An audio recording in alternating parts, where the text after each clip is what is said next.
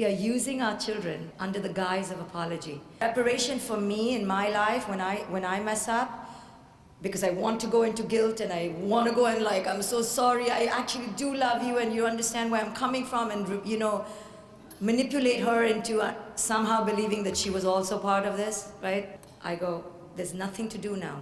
Now I've done the mess. The mess has been created. Now you sit knowing that you just put something on this child that did not exist. Now you sit with this as long as it takes.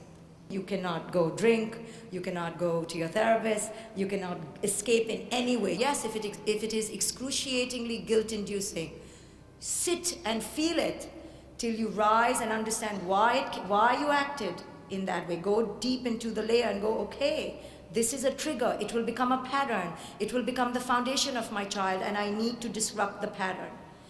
Only discomfort and sitting in it will create the change. Apology is good, but your children don't need the unload and the download. I'm so sorry. We think we're doing good. It's good to own it, but then we go overboard, and now that we're using them as our therapists.